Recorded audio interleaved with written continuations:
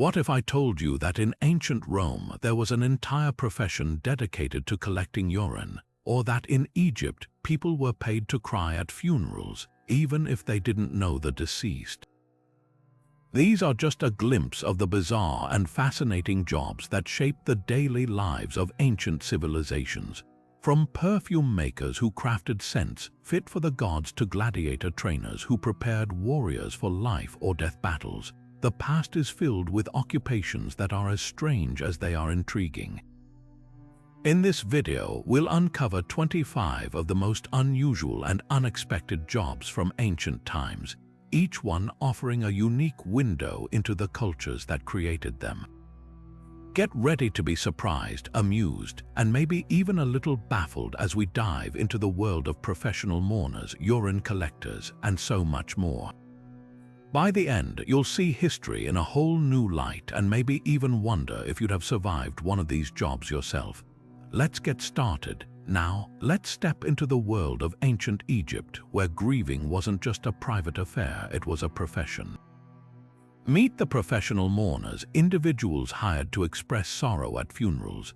But this wasn't just about shedding tears, it was a highly ritualized performance.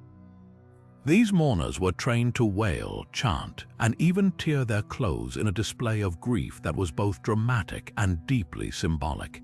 In a culture where death was seen as a passage to the afterlife, the intensity of the mourning was believed to honor the deceased and ensure their safe journey. Professional mourners often worked in groups, creating a chorus of sorrow that could be heard throughout the community. This practice wasn't unique to Egypt either. Cultures like ancient Greece and Rome also employed mourners to amplify the emotional weight of funerals.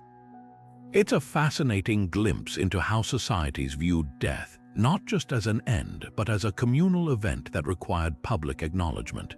Imagine attending a funeral where the grief wasn't just personal but orchestrated, a testament to the cultural importance of honoring the dead. Moving from the emotional world of professional mourners, let's now focus on a role that shaped the very foundation of ancient civilizations, the scribe. In ancient Mesopotamia and Egypt, scribes were among the most respected and essential members of society. Unlike most people at the time, they were literate, a skill that required years of rigorous training. Young scribes spent countless hours mastering complex writing systems, whether it was cuneiform on clay tablets in Mesopotamia or hieroglyphs on papyrus in Egypt. Their work was meticulous, demanding a steady hand and sharp attention to detail. Scribes were the record keepers of their time, responsible for documenting everything from royal decrees and legal codes to religious texts and trade agreements. In Mesopotamia, they played a crucial role in the administration of city-states, ensuring that laws were recorded and taxes were tracked. In Egypt, they were indispensable to the pharaohs, managing the vast bureaucracy that kept the kingdom running smoothly. Beyond their administrative duties, scribes also contributed to the cultural and intellectual life of their societies, preserving stories, myths, and knowledge for future generations. Their literacy granted them a unique status, placing them above the majority of the population who could not read or write. Scribes often enjoyed privileges like exemption from physical labor and access to higher social circles. They were seen as the bridge between the rulers and the ruled, wielding influence through their control of information. It's no exaggeration to say that without scribes, much of what we know about ancient civilizations today would have been lost to history. Their work was not just a job, it was a legacy, one that continues to shape our understanding of the past even today. Next, we turn to a job that might make you wrinkle your nose but played a surprisingly vital role in ancient Rome: the urine collector. Yes, you heard that right. In a time before modern chemicals, urine was a valuable resource, and collecting it was a legitimate occupation. Urine collectors, often referred to as fullones, would go from house to house gathering the liquid in large vats. It wasn't just a matter of convenience. Urine had practical uses that made it a hot commodity. One of its primary applications was in the tanning of leather. The ammonia in urine helped break down animal hides, making them softer and more pliable. Tanners relied on this process to produce high-quality leather goods from shoes to armor. But that wasn't all. Urine was also a key ingredient in laundering clothes. Fullers, the professionals who cleaned and treated fabrics, would soak garments in urine to remove stains and odors. The ammonia acted as a natural detergent, leaving fabrics clean and fresh. It might sound unappealing today, but back then, it was an effective and widely accepted method. The economic importance of this job can't be overstated. Urine collection became such a lucrative business that the Roman government eventually imposed a tax on it, known as the vectigul urinae. This tax not only generated revenue but also underscored just how essential this practice was to Roman industry. From leatherworks to laundries, urine collectors supported a range of trades, making them indispensable to the economy. What's fascinating is how this seemingly bizarre job highlights the ingenuity of ancient civilizations. Without modern technology, they found innovative ways to repurpose everyday materials, turning waste into valuable resources. So, while the idea of collecting urine might seem strange to us, it's a testament to the resourcefulness and practicality of the Romans.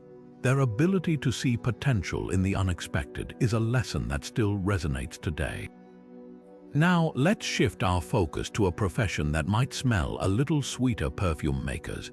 In ancient Mesopotamia and Egypt, perfume makers were skilled artisans who crafted fragrances that were not just personal luxuries but also held deep cultural and religious significance. Their work involved blending exotic ingredients, some of which were as valuable as gold. Perfume makers sourced their materials from far and wide, using resins like myrrh and frankincense, which were imported from distant lands. These ingredients were highly prized for their aromatic properties and their ability to create complex, long-lasting scents. Other components included flowers like lotus and lily, along with spices such as cinnamon and cardamom. The process of making perfume was meticulous, often involving the extraction of oils through methods like pressing or distillation, which required both precision and patience. But perfume wasn't just about smelling good. In ancient Egypt, it played a central role in religious rituals. Scents were believed to be pleasing to the gods, and perfumes were used to anoint statues, offerings, and even the bodies of the deceased during mummification. The famous Kai incense, a blend of 16 ingredients, was burned in temples to purify the air and invoke divine presence. Similarly, in Mesopotamia, perfumes were used in ceremonies to honor deities and ensure their favor. Beyond religion, perfume was a symbol of status and wealth. The elite of both civilizations adorned themselves with fragrances as a mark of their social standing. Perfume makers catered to this luxury trade, creating bespoke scents for royalty and nobles. Their work was so valued that some perfumers even held positions in royal courts, overseeing the production of exclusive fragrances for the ruling class. What's remarkable is how these ancient artisans transformed natural materials into something that transcended their physical form. Perfume was more than just a scent. It was a connection to the divine, a statement of power, and a testament to human creativity. The legacy of these ancient perfume makers reminds us that even the smallest details, like a whiff of fragrance, can carry profound meaning. Now, let's step into the gritty and high-stakes world of gladiator trainers in ancient Rome. These trainers, known as lanistae, were the masterminds behind the brutal spectacles that captivated Roman audiences. Their job was to transform ordinary men, often slaves, prisoners, or volunteers, into skilled fighters who could survive the deadly games of the arena. This wasn't just about physical strength, it was a carefully orchestrated blend of discipline, strategy, and psychological conditioning. Gladiator trainers were experts in combat techniques, teaching their pupils how to wield weapons like swords, shields, and tridents with precision. Training was grueling, often beginning at dawn and lasting for hours. Gladiators were pushed to their physical limits, building endurance, speed, and agility. But it wasn't just about brute force. Trainers also emphasized tactics, teaching fighters how to read their opponents, exploit weaknesses, and turn the tide of battle in their favor. Every move was calculated, as even a single mistake could mean death. The psychological aspect was just as critical. Trainers had to prepare gladiators to face the grim reality of their profession, that every fight could be their last. They instilled a mindset of fearlessness and determination, often using harsh methods to toughen their trainees. Some even staged mock battles with real weapons to simulate the intensity of the arena. This mental conditioning was essential, as gladiators had to perform under immense pressure, with thousands of spectators watching their every move. But the risks weren't just for the gladiators. Trainers themselves faced immense pressure to produce victories. Their reputation and livelihood depended on their fighters' success in the arena. A losing streak could mean financial ruin or even physical punishment from dissatisfied patrons. And while trainers were not the ones stepping into the arena, they often bore the emotional weight of seeing their pupils injured or killed. Despite the brutality, gladiator training was also a highly respected profession. Successful trainers were valued for their expertise and often worked for wealthy patrons or even the state. Some even gained fame and fortune, though their success was always tied to the fortunes of their fighters. The legacy of these trainers reminds us of the complex dynamics of ancient Roman society, where entertainment and survival were intricately intertwined. It's a stark reminder of how far people would go to captivate an audience, and the price they paid to do so. Now, let's turn our attention to the mysterious and influential role of oracle interpreters in ancient Greece. Among the most famous was the Pythia, the high priestess of the temple of Apollo at Delphi. Her job was to serve as the mouthpiece of the gods, delivering prophecies that shaped the decisions of kings, generals, and ordinary citizens alike. But this wasn't a straightforward task. Her messages were often cryptic, leaving it to skilled interpreters to unravel their meaning. The Pythia would enter a trance-like state, believed to be induced by inhaling vapors rising from a fissure in the earth. In this altered state, she would utter divine messages which were then transcribed by priests.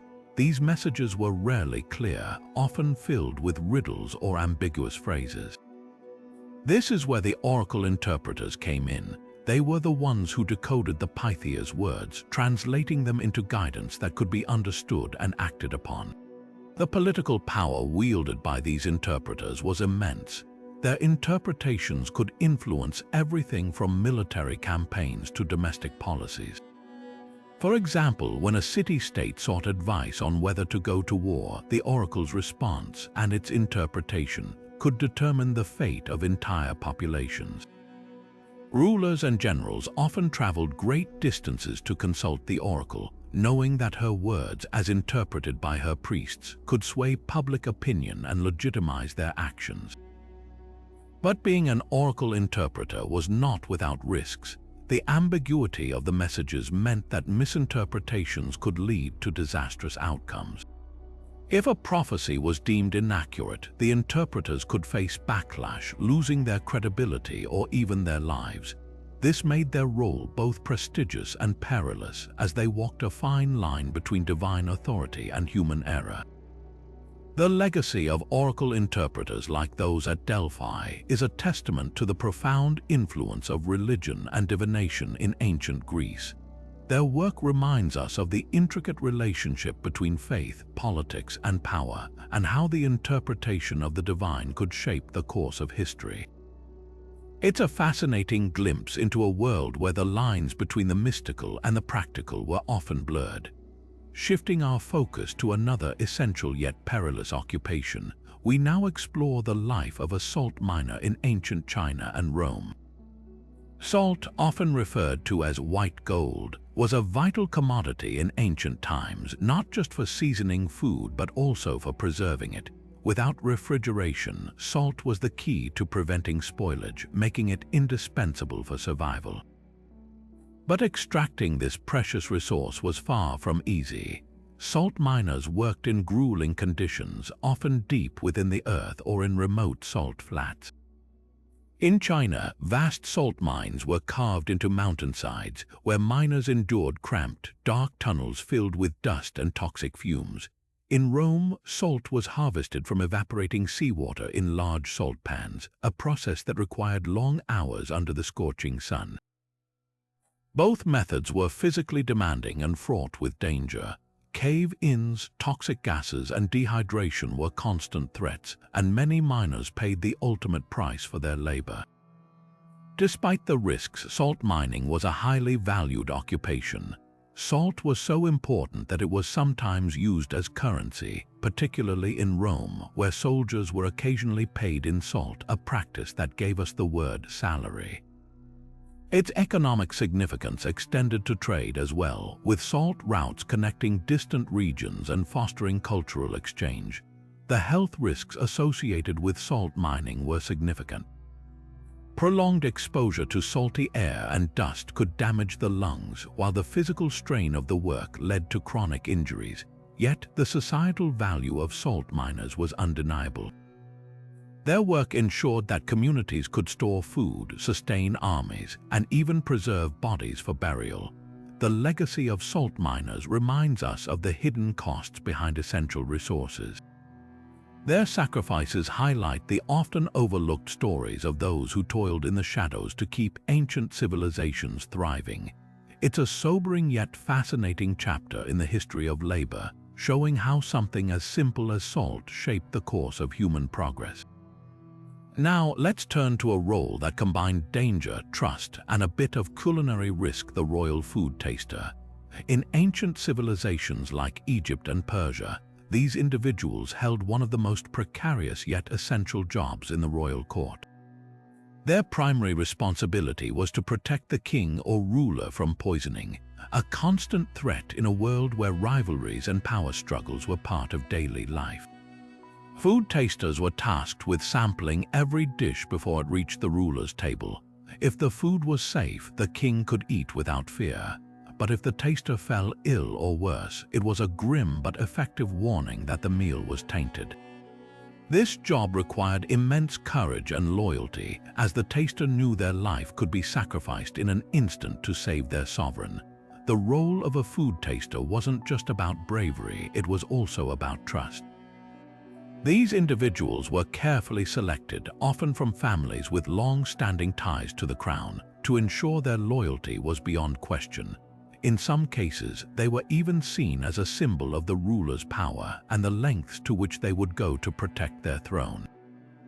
However, the risks were ever present. Poisoning was a favored method of assassination in ancient times, and the taster's life hung in the balance with every meal. Some poisons acted quickly, while others were slow-acting, meaning a taster might not know their fate until hours or even days later. Despite these dangers, the position was considered an honor, as it placed the taster in close proximity to the ruler and demonstrated their unwavering devotion. The legacy of royal food tasters offers a fascinating glimpse into the lengths ancient rulers went to safeguard their power. It also underscores the sacrifices made by those who served them, often in silence and at great personal risk. This role reminds us that in the world of kings and kingdoms, even a simple meal could be a matter of life and death. Moving from the physical risks of royal food tasting, we now delve into the mysterious world of dream interpreters. In ancient Mesopotamia and Egypt, dreams were seen as messages from the gods, offering guidance, warnings, or predictions about the future. Professional dream interpreters played a crucial role in deciphering these visions, helping individuals and rulers alike navigate their lives with divine insight. Dream interpreters were highly respected figures, often trained in religious and spiritual traditions. They would analyze the symbols, emotions, and narratives within a dream to uncover its hidden meanings. For example, a dream about a flooded river might be interpreted as a sign of impending prosperity or chaos, depending on its context. These interpretations could influence decisions ranging from personal matters to state policies, making dream interpreters powerful advisors in their societies. In Mesopotamia, dream interpretation was deeply tied to the practice of divination. Interpreters often used reference texts such as the famous Dream Book, which listed common dream symbols and their meanings. In Egypt, dreams were believed to be a direct line of communication with deities like Thoth, the god of wisdom, and Serapis, a god associated with healing and dreams. Temples even had special rooms where people could sleep in hopes of receiving a divine message, which the interpreter would later decode. The cultural significance of dreams in these societies cannot be overstated. They were seen as a bridge between the mortal and the divine, offering guidance in a world filled with uncertainty. Dream interpreters helped people make sense of their experiences, providing comfort and clarity in times of confusion or crisis. This fascinating role reminds us of the deep respect ancient civilizations had for the subconscious mind and the mysteries it held. Through the work of dream interpreters, we see how the ancients sought to understand the unseen forces shaping their lives, blending spirituality and practicality in their quest for meaning. Now, let's shift our focus to a more aromatic and luxurious profession from ancient Mesopotamia, the scented beard oiler. In a time when beards were not just a fashion statement but a symbol of power and prestige, these specialists played a vital role in grooming and maintaining the facial hair of elite men. Scented beard oilers were masters of their craft, blending fragrant oils and resins to create unique concoctions that enhanced both the appearance and aroma of beards. Popular ingredients included myrrh, frankincense, and cedar oil, which were prized for their pleasant scents and believed medicinal properties. These oils weren't just about vanity. They were also thought to protect the skin and hair from the harsh, dry climate of the region. The application process was almost ceremonial. Beard oilers would carefully massage the oils into the beard, ensuring even distribution and a lasting fragrance. This meticulous grooming was more than just personal care. It was a display of wealth and social status. A well-oiled, fragrant beard signaled that a man was prosperous enough to afford such luxuries, and it became a mark of distinction among the elite. Interestingly, this profession also highlights the importance of hygiene in ancient Mesopotamia. While modern perceptions might see beard oiling as purely cosmetic, it served a practical purpose by keeping the beard clean and free of debris. The scented oils also helped mask unpleasant odors in a time when bathing wasn't as frequent or accessible as it is today. Through the work of scented beard oilers, we catch a glimpse of how ancient societies blended beauty, status, and practicality. This unusual job not only speaks to the creativity of the Mesopotamians, but also reveals the lengths they went to in order to project power and refinement in their daily lives. Turning our attention to the shores of ancient Alexandria, we find another fascinating profession, the lighthouse keeper. At the heart of this role was the pharaoh's lighthouse, one of the 7 wonders of the ancient world and a testament to the ingenuity of its time. Standing over 300 feet tall, this towering structure wasn't just a beacon for ships. It was a symbol of Alexandria's prosperity and technological prowess. The daily life of a lighthouse keeper was anything but ordinary. Their primary responsibility was to maintain the lighthouse's massive fire, which burned brightly at the top to guide ships safely into the bustling port of Alexandria. This was no small task. The keepers had to ensure a constant supply of fuel, often wood or oil, and monitor the fire day and night to prevent it from going out.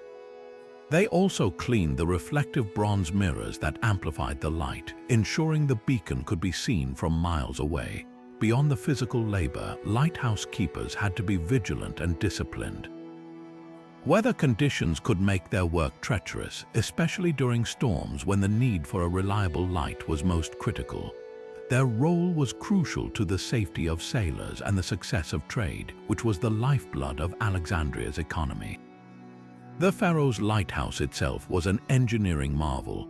Designed by the Greek architect Sostratus, it featured 3 distinct levels: a square base, an octagonal middle, and a cylindrical top. Each level had a specific function, from storage to living quarters, making it a self-sufficient structure. The lighthouse's design was so effective that it remained in use for over 1,000 years, a testament to its durability and the skill of its builders and keepers. Through the work of lighthouse keepers, we see how ancient civilizations combined innovation and practicality to solve real-world challenges. Their dedication not only safeguarded countless lives, but also supported the flourishing trade networks that connected the ancient world. This profession reminds us of the unsung heroes whose work, though often overlooked, shaped the course of history.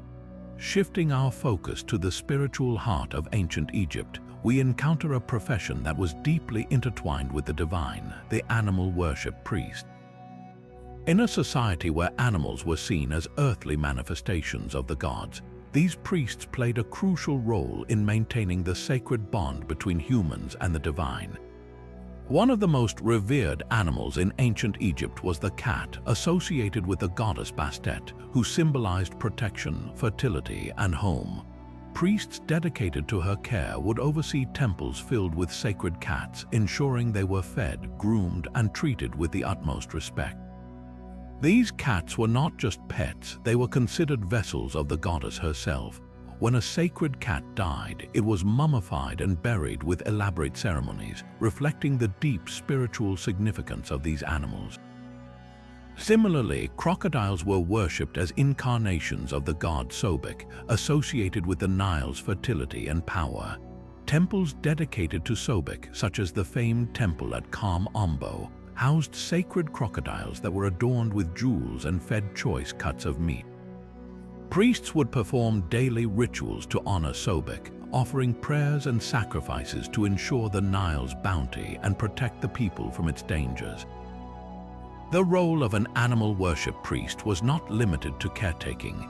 They were also mediators between the divine and the mortal world. Through rituals and ceremonies, they sought to appease the gods, interpret their will, and secure their favor for the community.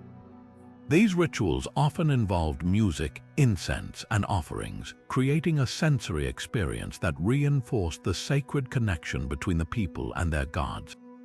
The societal reverence for sacred animals extended beyond the temples. Harming or killing a sacred animal, even accidentally, could result in severe punishment, as it was seen as an affront to the gods. This deep respect for animals permeated every aspect of Egyptian life, influencing art, architecture, and daily customs. Through the work of animal worship priests, we see how ancient Egyptians fused spirituality and practicality.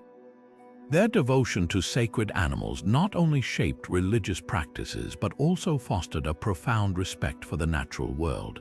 This profession offers a glimpse into a civilization where the divine was ever present, and the line between the earthly and the sacred was beautifully blurred. Now, turning our attention to the opulent courts of ancient Persia and China, we uncover the complex and often misunderstood role of the harem eunuch.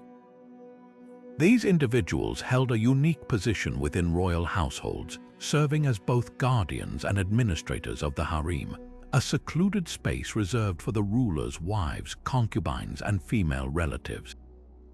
Their role was one of immense responsibility, blending trust, authority, and discretion in equal measure. In ancient Persia, eunuchs were chosen for their loyalty and impartiality. Castrated before puberty, they were seen as incapable of posing a threat to the ruler's lineage or authority, making them ideal candidates to oversee the harem. Their duties extended far beyond mere supervision. They managed the daily operations of the harem, including the allocation of resources, scheduling of rituals, and even the education of royal children. Their position granted them significant influence, and some eunuchs became trusted advisors to the king, wielding power that rivaled that of high-ranking officials. In China, the role of the harem eunuch was similarly pivotal, particularly during the Han and Ming dynasties. Here, eunuchs were not only guardians of the imperial harem, but also key players in the political arena. They navigated the intricate web of court intrigues, often acting as intermediaries between the emperor and his consorts. Their loyalty was highly valued, but it also came at a cost. The physical transformation they underwent was irreversible, and it carried profound social implications. While they were respected for their service, they were also marginalized, viewed as neither fully male nor fully integrated into society. The social implications of this role were complex. On one hand, eunuchs enjoyed privileges and access to power that few others could attain. On the other hand, they were marked by their physical condition, which set them apart and often subjected them to ridicule or exclusion. Yet, their presence was essential to maintaining the harmony and order of the royal household. Through the lens of the harem eunuch, we gain insight into a profession that was as much about sacrifice as it was about influence. Their role highlights the intricate balance of trust, duty, and identity in the ancient world, offering a fascinating glimpse into the lives of those who lived at the intersection of power and vulnerability. Now, shifting our gaze to the vibrant streets of ancient Rome, we encounter a profession that thrived on wit, audacity, and a touch of mischief: the professional insulter. In a society where public entertainment and political intrigue often collided, these individuals carved out a unique niche, using sharp tongues and biting humor to mock, humiliate, and entertain. Professional insulters were a peculiar yet integral part of Roman culture, often hired to perform at festivals, banquets, or political gatherings. Their role was to deliver scathing jests and witty remarks, targeting everything from personal flaws to societal taboos. While some used their talents purely for entertainment, others were employed for more strategic purposes, such as undermining political rivals or swaying public opinion. The cultural context of this profession reveals a society that valued both humor and public spectacle. Romans enjoyed a good laugh, and the professional insulter became a figure who could simultaneously entertain and provoke. Their performances were a form of social commentary, reflecting the tensions and contradictions of Roman life. However, this job was not without its risks. A poorly timed or overly offensive insult could lead to retaliation, from physical confrontations to legal repercussions. Interestingly, professional insulters had to walk a fine line between humor and hostility. Their success depended on their ability to gauge the mood of their audience and tailor their insults accordingly. A skilled insulter could win applause and admiration, while an unskilled one might face ridicule or even danger. The risks extended beyond immediate consequences. In some cases, professional insulters became entangled in political schemes, using their words as weapons to advance the agendas of powerful patrons. This made them both valuable and vulnerable, as their survival often hinged on the shifting alliances of Roman politics. Through the lens of the professional insulter, we gain insight into a profession that was as much about artistry as it was about audacity. Their role highlights the dual nature of humor in ancient Rome, a tool for both entertainment and manipulation, offering a fascinating glimpse into the lives of those who thrived on the edge of satire and scandal. Moving from the sharp-tongued world of Roman insulters, let's turn our attention to a more nourishing and sacred profession: the beer brewer. In ancient Mesopotamia and Egypt, beer was far more than just a drink. It was a cornerstone of daily life, a symbol of sustenance, and a revered offering to the gods. Beer brewers in these ancient civilizations held a vital role, as beer was a dietary staple for everyone from laborers to royalty. Unlike today's craft breweries, ancient beer production was a communal and deeply practical endeavor. Brewers used simple ingredients like barley, emmer wheat, and dates, fermenting them in large clay vessels. The process often involved baking bread like loaves, which were then soaked in water and left to ferment, creating a thick, porridge-like beer that was both nourishing and intoxicating. In Mesopotamia, beer was so essential that it was often distributed as part of workers' rations. The famous Code of Hammurabi even included laws regulating its production and sale, highlighting its economic and social importance. Brewers were respected artisans, their craft requiring skill and precision to ensure consistency and quality. In Egypt, beer took on an even more sacred dimension. It was believed to be a gift from the gods, particularly Osiris, the god of the afterlife. Brewers produced beer not only for daily consumption, but also as offerings in temples and tombs. Egyptians even buried beer with their dead to provide sustenance for the journey to the afterlife. The brewing process itself was steeped in ritual and tradition. Brewers often worked under the supervision of temple authorities, ensuring that the beer was prepared with the proper reverence. The resulting brew was rich and nutritious, playing a key role in the diet of both the living and the deceased. Through the work of beer brewers, we glimpse a profession that was both practical and spiritual. Their craft nourished bodies, fueled economies, and bridged the gap between the mortal and the divine. The legacy of ancient beer brewers reminds us that even the humblest of jobs can hold profound significance, shaping cultures and connecting generations. Now, let's shift from the nourishing craft of beer brewing to a much more permanent and visually striking profession, the tattoo artist. In ancient Polynesia and other cultures, tattoos were far more than mere body art. They were powerful symbols of identity, status, and protection, and the artists who created them held a revered place in society. Polynesian tattoo artists, known as Tufuga Tatau, were highly skilled artisans whose work was deeply spiritual. Using tools like bone or turtle shell chisels and natural pigments, they carefully etched intricate designs into the skin, often in painful, ritualistic sessions. These tattoos were not just decorative, they told stories of a person's lineage, achievements, and social standing. For example, in Samoa, a chief's tattoos or pair were a mark of leadership and courage, covering the body from waist to knees in elaborate patterns. Beyond Polynesia, ancient cultures like the Egyptians, Japanese, and Scythians also valued tattoos. In Egypt, tattoos were often associated with fertility and protection, with women bearing designs symbolizing the goddess Hathor. In Japan, tattoos evolved from marks of punishment to intricate works of art, with designs often inspired by folklore and nature. Among the Scythians, tattoos served as talismans in battle, believed to offer protection and strength. The process of tattooing in these ancient societies was both an art and a rite of passage. It required not only technical skill, but also a deep understanding of cultural and spiritual significance.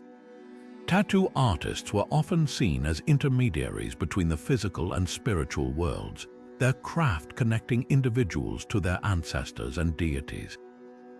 The legacy of ancient tattoo artists reminds us that body art has always been more than skin deep. Their work carried profound meanings, shaping identities and preserving traditions across generations. Through their artistry, we see how even the most personal forms of expression can hold universal significance, bridging the gap between the individual and the collective. Next, we turn our attention to a profession that combined danger, skill, and spectacle: the animal trainers of ancient Rome and Persia. These individuals were tasked with preparing wild animals for some of the most dramatic events of their time, from gladiatorial games to royal menageries, and their work was as thrilling as it was perilous. In ancient Rome, animal trainers played a crucial role in the grand spectacles of the Colosseum. They trained lions, bears, elephants, and even exotic creatures like giraffes to perform in the arena, often facing the same risks as the gladiators themselves. These trainers, known as bestiarii, had to master the art of controlling animals that were both unpredictable and deadly.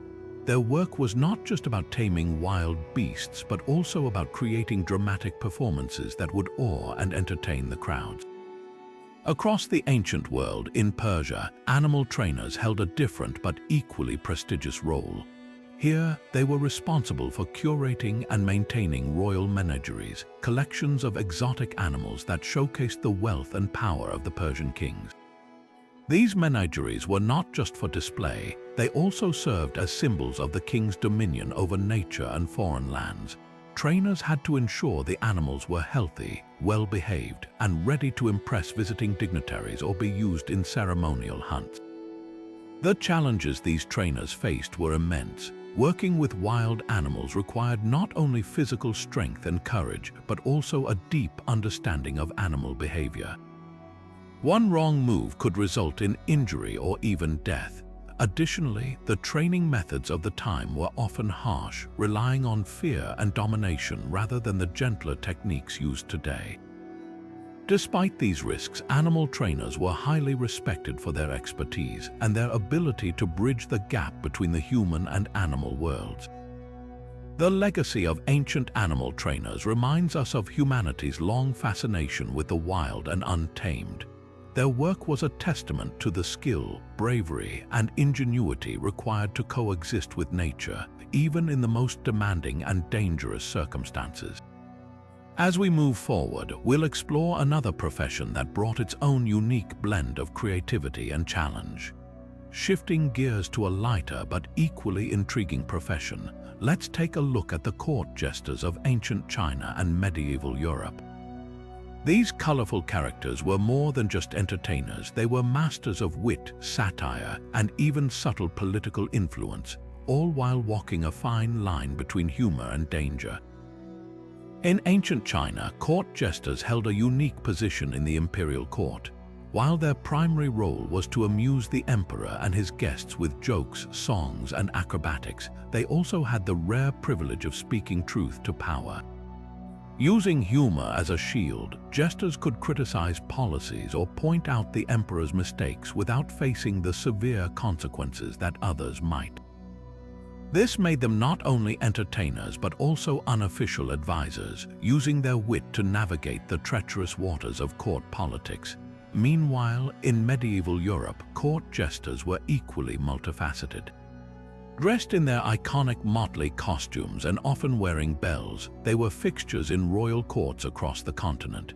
Their humor ranged from slapstick comedy to biting satire, and they had the freedom to mock nobles and even kings, though this privilege came with significant risk. One wrong joke could turn a jester from a beloved entertainer into an outcast or worse. Yet, their ability to make people laugh and think simultaneously gave them a unique form of influence. The skills required to be a successful court jester were immense. Beyond quick wit and comedic timing, they needed a deep understanding of human nature and the political landscape of their time. They had to know how far they could push their jokes without crossing the line, a delicate balance that required both intelligence and intuition. Additionally, many jesters were skilled musicians, jugglers, or storytellers, adding layers to their entertainment repertoire. However, the profession was not without its dangers. While jesters often enjoyed the protection of their patrons, their reliance on humor made them vulnerable. An ill-timed joke or a misinterpreted comment could lead to punishment or exile. In some cases, jesters who overstepped their bounds faced severe consequences, reminding us that their laughter came at a cost. The legacy of court jesters reminds us of the power of humor to entertain, provoke, and even challenge authority. They were more than just fools, they were cultural icons who used their unique position to bring joy and insight to the most powerful figures of their time. Next, we'll explore a profession that delved into the mysteries of life and death itself. Turning now to a profession steeped in both ritual and science, we delve into the role of embalmers in ancient Egypt. These skilled artisans were tasked with one of the most sacred duties of their time, preparing the deceased for eternal life through the intricate process of mummification. Far from being merely a technical job, embalming was deeply intertwined with religious beliefs and the Egyptians' understanding of the afterlife. The process of mummification was a meticulous and time-consuming endeavor, often taking up to 70 days to complete. It began with the removal of internal organs, which were carefully preserved in special jars known as canopic jars. Each jar was associated with a specific deity and was believed to protect the organs for the journey to the afterlife. The brain, considered less important, was typically extracted through the nose and discarded. The body was then treated with natron, a natural salt, to dry it out and prevent decay. This step was crucial as it ensured the body remained intact for eternity. Once the body was fully dried, it was wrapped in layers of linen bandages, often coated with resin to act as a preservative. Amulets and charms were placed between the layers of wrapping, each serving a protective or symbolic purpose. The final step involved placing the mummy in a decorated coffin, ready for its journey to the afterlife. Every detail of this process was carried out with precision and reverence, reflecting the Egyptians' belief that the physical body must be preserved to house the soul in the next world. Embalmers were highly respected in ancient Egyptian society, not only for their technical skill but also for their spiritual role. They were seen as guardians of the dead, ensuring that the deceased could achieve eternal life. Their work was guided by strict religious protocols, and they often belonged to a specialized class of priests who were well versed in both the practical and ritual aspects of their craft. The practice of mummification also had broader cultural implications. It reinforced the Egyptians' belief in the continuity of life after death and the importance of maintaining a connection between the living and the dead. Tombs were filled with offerings and possessions to accompany the deceased in the afterlife, and the mummification process itself was a testament to the society's dedication to honoring their ancestors. The legacy of ancient Egyptian embalmers offers us a window into a civilization that viewed death not as an end, but as a transition to a new existence. Their work, both scientific and spiritual, continues to fascinate us today, revealing the depth of their beliefs and the sophistication of their practices. Next, we'll uncover the secrets of another ancient profession that shaped the course of history. Now, let's unravel the threads of history and explore the world of silk weavers in ancient China. These artisans were masters of a craft so valuable and secretive that it shaped the economy and culture of an entire civilization. Silk, often referred to as the fabric of emperors, was not just a luxury, it was a symbol of wealth, power, and innovation. The process of creating silk was a marvel of ancient technology, but it was also incredibly labor-intensive. It all began with the cultivation of silkworms, which were carefully reared on mulberry leaves. The silkworms would spin their cocoons, and it was the job of the silk weavers to harvest these delicate threads. Unraveling the cocoons required immense skill and patience, as the threads were incredibly fine and easily damaged. Once harvested, the threads were spun into yarn, dyed with vibrant natural pigments, and then woven into fabric. What made silk production truly remarkable was the secrecy surrounding it. The Chinese guarded the techniques of silk weaving so closely that it remained a mystery to the outside world for thousands of years. Emperors imposed strict laws to prevent the knowledge from spreading, and revealing the process was punishable by death. This secrecy allowed China to maintain a monopoly on silk production, making it one of the most sought-after commodities in the ancient world. Silk's importance extended far beyond fashion. It became a cornerstone of trade along the Silk Road, a vast network of routes connecting China to Europe, the Middle East, and beyond.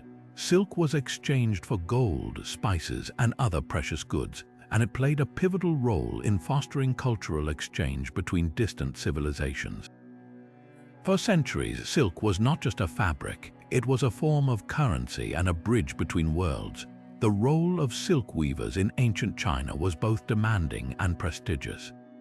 They were highly skilled artisans who dedicated their lives to perfecting their craft, often working in royal workshops to produce garments for the emperor and his court.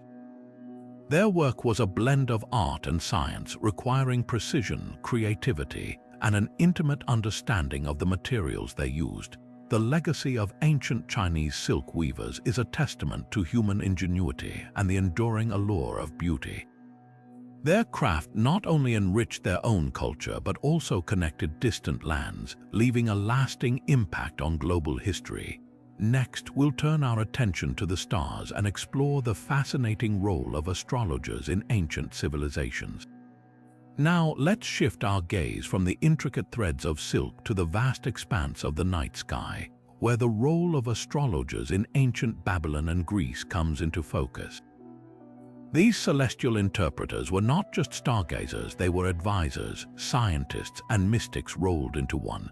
Their work revolved around deciphering the patterns of the stars and planets, believing that these celestial movements held the key to understanding the world and shaping the future. In ancient Babylon, astrology was deeply intertwined with religion and governance. Astrologers, often priests, meticulously recorded the positions of celestial bodies, creating some of the earliest astronomical records. They believed that the gods communicated through the stars, and it was their job to interpret these divine messages. Kings and rulers relied on astrologers to guide major decisions, from waging wars to planning harvests. The predictions of these stargazers were taken so seriously that they could influence the fate of entire empires. Meanwhile, in ancient Greece, astrology took on a more philosophical and scientific dimension. Greek astrologers like Ptolemy sought to understand the cosmos not just as a divine tool, but as a system governed by natural laws. They developed complex theories about the influence of celestial bodies on human affairs, laying the groundwork for what would later become Western astrology. The Greeks also believed in the concept of the microcosm and macrocosm, the idea that the human body and the universe were interconnected, reflecting each other's patterns. The work of an astrologer was both meticulous and imaginative. They used intricate charts and calculations to map the positions of planets and stars, but they also relied on intuition and symbolism to interpret their findings. This blend of science and mysticism made astrology a unique profession, appealing to both the rational and the spiritual sides of ancient societies. Astrologers were not just predictors of the future, they were also educators and philosophers. They taught that the stars could reveal one's character, destiny, and even health. This belief in celestial influence extended to medicine, with some astrologers advising on the best times for treatments based on planetary alignments. The legacy of ancient astrologers is a fascinating mix of observation, interpretation, and belief. Their work bridged the gap between science and spirituality, leaving a mark on cultures across the ancient world. Next, we'll step into the realm of storytelling, where ancient bards and narrators kept history and legends alive through their captivating tales. Now, let's turn from the stars above to the stories woven by human voices, where the role of professional storytellers in ancient cultures takes center stage. In Mesopotamia and Ireland, these masters of words were more than entertainers. They were the keepers of history, the guardians of culture, and the weavers of collective memory. In Mesopotamia, storytellers, often called narrators, played a vital role in preserving the world's earliest known literature, such as the Epic of Gilgamesh. These tales weren't just recited for amusement. They were performed in temples, royal courts, and public gatherings, blending history, myth, and moral lessons. Storytellers were highly respected, their words believed to carry the wisdom of the gods. They used vivid imagery, rhythmic language, and dramatic gestures to captivate their audiences, ensuring that the stories of heroes, gods, and creation endured for generations. Across the sea in ancient Ireland, the tradition of storytelling was equally revered. Known as bards or sinchai, these storytellers were the heart of Celtic culture. They traveled from village to village, sharing tales of legendary warriors like Cu Chulainn and the mystical Tuatha De Danann. Their stories weren't just entertainment, they were a way to teach values, preserve history, and strengthen communal bonds. Bards were often accompanied by musicians, blending poetry and melody to create a truly immersive experience. Becoming a storyteller was no simple task. In both cultures, it required years of rigorous training. In Mesopotamia, narrators had to memorize vast amounts of text and master the art of performance.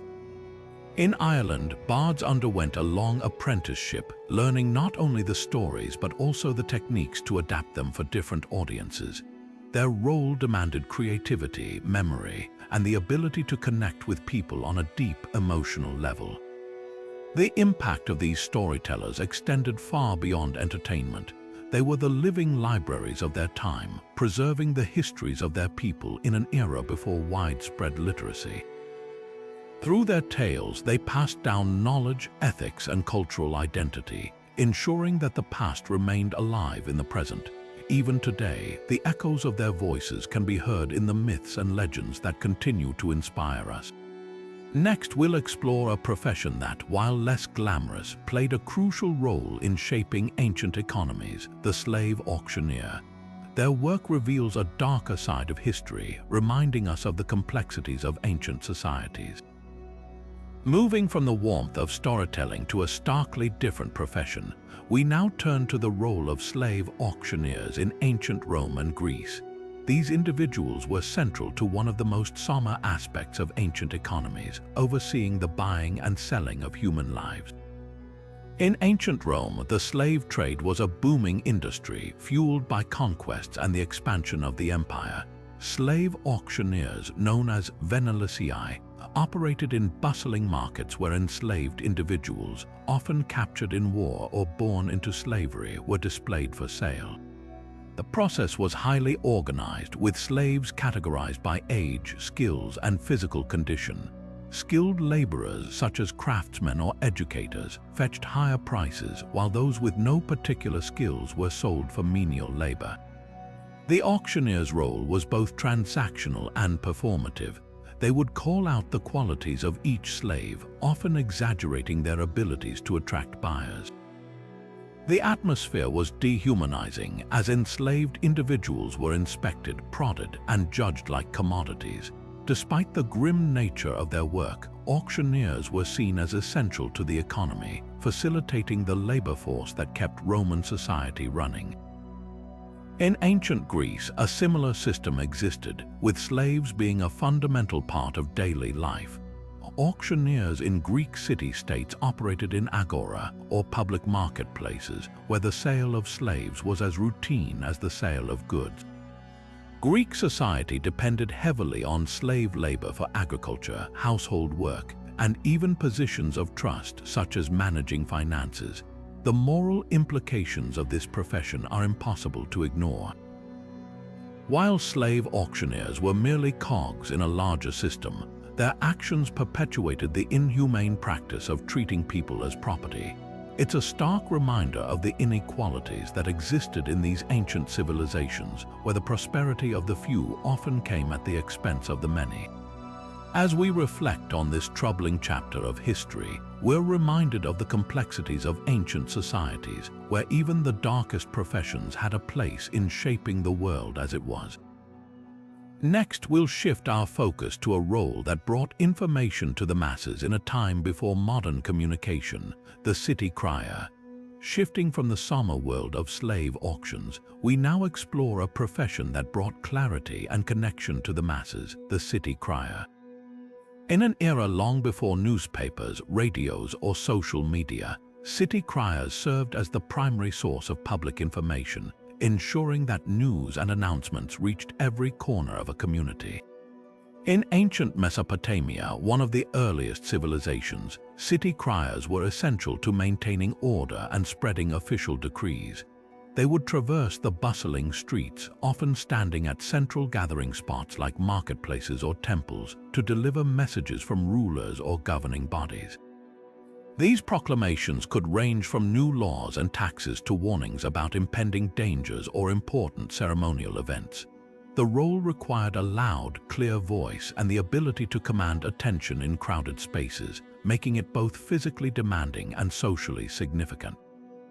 Medieval Europe saw the city crier evolve into a more structured profession, often working directly under the authority of local lords or town councils. Clad in distinctive uniforms and sometimes carrying a bell or horn to announce their presence, these criers would move through neighborhoods, delivering news of royal edicts, local decisions, or even lost property. Their announcements were often followed by a call for silence and attention, emphasizing the importance of the information being shared. However, the job was not without its challenges. City criers had to navigate unpredictable weather, rival factions, and occasionally hostile crowds. Miscommunication or the delivery of unpopular news could put them at personal risk. Despite these difficulties, their role was indispensable in a time when literacy was limited and written communication was inaccessible to most people. The legacy of city criers is a testament to the enduring need for clear and effective communication in society. While their methods may seem outdated today, their work laid the foundation for the way we share and receive information in the modern world. As we consider the next chapter of our journey, we turn to the monumental task of pyramid building in ancient Egypt, a job that shaped both the landscape and the legacy of an entire civilization. Now let's journey to the sands of ancient Egypt, where one of the most awe-inspiring and monumental jobs in history took shape: the pyramid builder. These structures, still standing today as marvels of engineering, were constructed by thousands of skilled laborers, artisans, and engineers who dedicated their lives to creating tombs fit for pharaohs. The construction of a pyramid was a feat of unparalleled organization and ingenuity.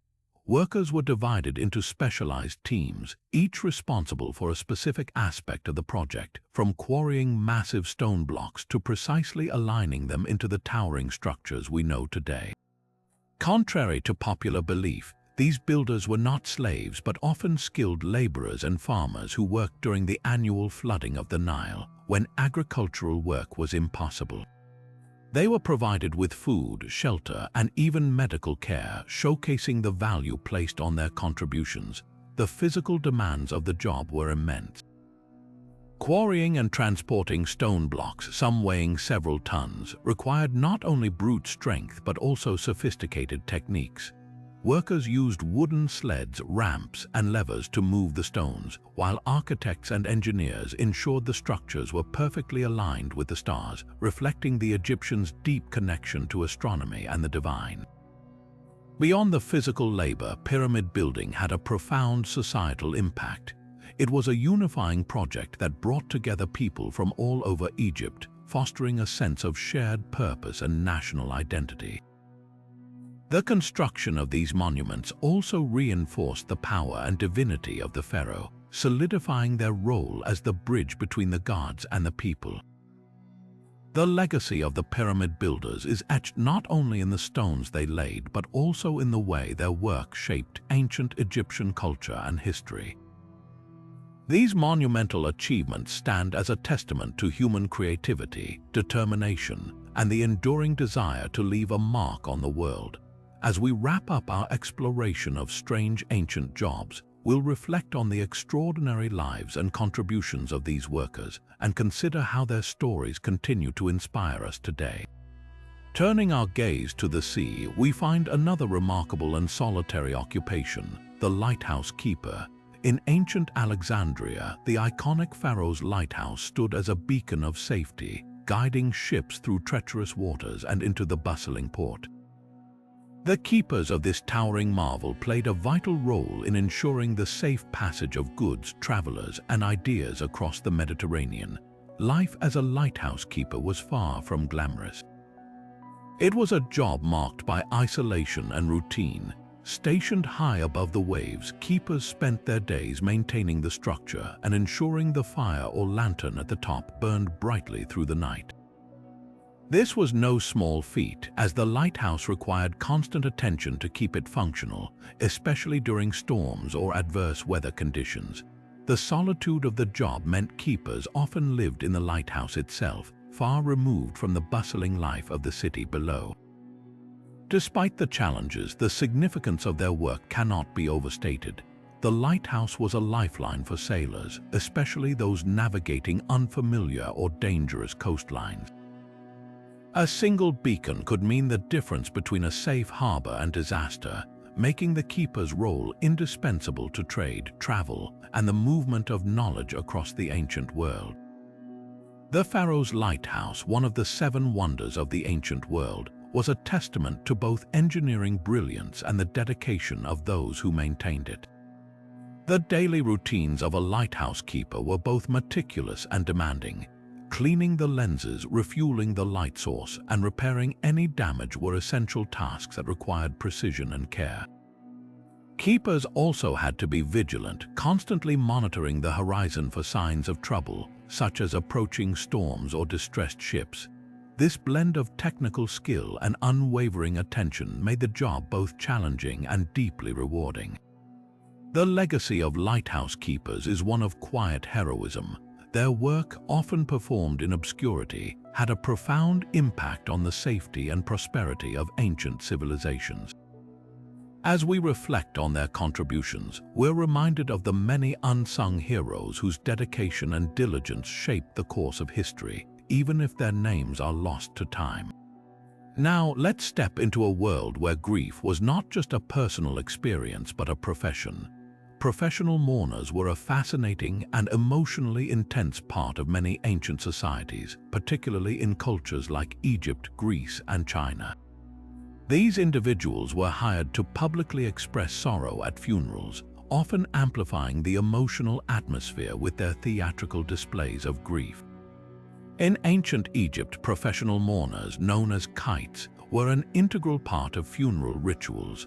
They would wail, tear their clothes, and cover themselves in dust or ash as symbols of deep mourning. Their cries were meant to guide the deceased soul to the afterlife, a sacred duty that underscored the cultural importance of proper burial rites. The role of these mourners extended beyond mere performance. They were seen as essential intermediaries between the living and the dead, ensuring that the departed were honored and remembered. In ancient Greece, professional mourners played a similar role, but with a distinct focus on poetic lamentation. They would compose and recite dirges, capturing the life and legacy of the deceased in verse. These laments were not just expressions of sorrow, but also acts of storytelling, preserving the memory of the departed for future generations. The emotional weight of their performances was so powerful that it often moved entire communities, turning private grief into a shared experience. The job of a professional mourner was not without its emotional toll. These individuals had to immerse themselves in the grief of others, often performing for hours or even days at a time. In some cultures, mourners were expected to fast or abstain from comfort as part of their role, further intensifying the physical and emotional strain. Yet, despite these challenges, professional mourners were highly respected for their ability to channel and express collective sorrow. One of the most striking examples comes from ancient China, where professional mourners were not only hired for funerals but also for other rituals of loss and mourning. They would lead processions, beating drums and chanting songs of lament, while their exaggerated expressions of grief helped to release the emotions of those in attendance. This practice was seen as a way to restore balance and harmony, ensuring that the living could move forward after the loss of a loved one. The role of professional mourners reminds us that grief, in many ancient cultures, was not a private affair but a communal experience. Their work highlights the deep human need to honor and remember the dead, even when that responsibility fell to strangers. As we reflect on their stories, we gain a deeper understanding of how ancient civilizations navigated the complexities of life, death, and memory. Moving from the emotional intensity of professional mourners, let's now turn our attention to a profession that shaped economies and cultures across vast distances: the silk weavers of ancient China. These artisans were not just skilled craftspeople, they were at the heart of a trade that connected empires and transformed global commerce. The production of silk was a closely guarded secret in ancient China, known only to those within the imperial court and the weavers themselves. Silk weavers worked tirelessly, using techniques passed down through generations to create fabrics that were as luxurious as they were durable. This exclusivity made silk a highly prized commodity, often referred to as the fabric of kings. The work of silk weavers had far-reaching economic implications. Silk became one of the most sought-after goods along the Silk Road, the ancient network of trade routes that linked China to the Mediterranean. Caravans laden with silk traveled thousands of miles, bringing wealth to merchants and cities along the way. This trade not only enriched China, but also fostered cultural exchanges between distant civilizations from Persia to Rome. Beyond economics, silk played a significant role in diplomacy. Chinese emperors often gifted bolts of silk to foreign rulers as a symbol of goodwill and alliance. This practice helped to secure political agreements and strengthen ties between empires. Silk was more than just a fabric. It was a tool of statecraft, weaving together the threads of international relations. The cultural impact of silk weavers extended even further. In many societies, silk became a symbol of status and refinement. Wearing silk garments was a privilege reserved for the elite, and the intricate patterns woven into the fabric often carried symbolic meanings, reflecting the values and beliefs of the culture. Silk weavers were not just artisans but storytellers, their looms crafting narratives as rich as the threads they used. The legacy of ancient silk weavers is still felt today. The Silk Road's influence on global trade and cultural exchange laid the groundwork for the interconnected world we live in. And while the secrets of silk production are no longer confined to China, the artistry and innovation of these ancient weavers continue to inspire. As we consider the impact of silk weavers, we see how a single profession can shape the course of history. Their work reminds us that even the smallest threads, when woven together, can create something extraordinary. Now, let's step into the colorful and unpredictable world of the court jester, a figure who is far more than just a source of laughter in royal courts. These entertainers held a unique position, blending humor with a surprising degree of influence over the rulers they served. Court jesters were not merely there to amuse, they were also skilled in the art of satire and subtle commentary. Armed with wit and a sharp tongue, jesters could speak truths that others dared not utter. Their role allowed them to critique the actions of kings and queens under the guise of humor, often using jokes or riddles to highlight political missteps or societal issues. This dual role made them both beloved and feared in equal measure. One famous example is the story of Will Somers, the court jester of Henry VIII of England. Somers was known for his ability to lighten the king's temper during moments of stress, but he also used his humor to subtly challenge Henry's decisions. On one occasion, it's said that Somers quipped about the king's frequent marriages, a jest that would have been dangerous coming from anyone else. Yet, because it was delivered with charm and timing, Henry reportedly laughed, though it likely planted a seed of reflection. Similarly, in medieval Europe, jesters often served as the conscience of the court. Their jokes could expose corruption, hypocrisy, or injustice, all while maintaining the appearance of harmless entertainment. This unique position allowed them to act as intermediaries between the ruler and the ruled, using humor to bridge the gap between power and the people. However, the life of a jester was not without risks. While their role offered a certain immunity, jesters had to tread carefully. A joke that went too far or struck too deep could lead to punishment or even exile.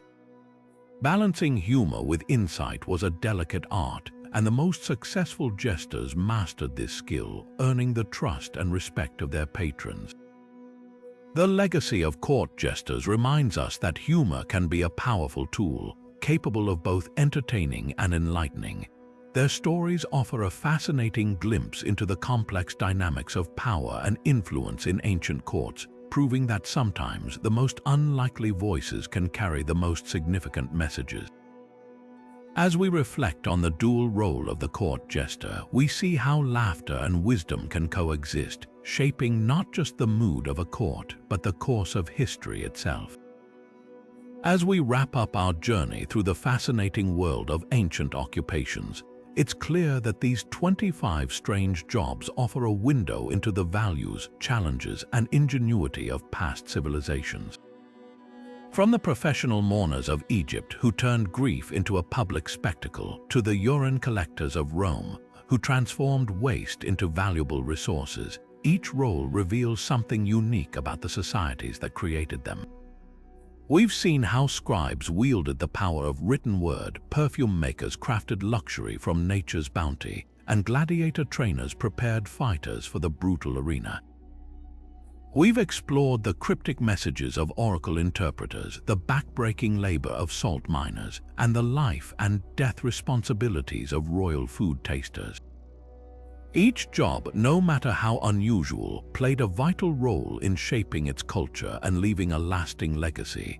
These ancient professions remind us that every society, no matter how distant in time or place, relies on a diverse array of skills and talents to function. They also challenge us to rethink our assumptions about work, status, and the human experience. What might seem bizarre or trivial to us today was often essential, respected, or even revered in its time. So here's a question for you. If you could step back in time and take on one of these ancient jobs, which would it be? Would you choose the artistic flair of a tattoo artist, the intellectual rigor of a scribe, or the daring life of a gladiator trainer? Or maybe the humor and influence of a court jester appeals to you? Let us know in the comments. We'd love to hear your thoughts. If you enjoyed this deep dive into ancient occupations, don't forget to like this video, subscribe to the channel, and hit the notification bell so you never miss a new exploration into the mysteries of history. Thanks for joining us on this journey through the strange and wonderful jobs of the past. Until next time, keep exploring.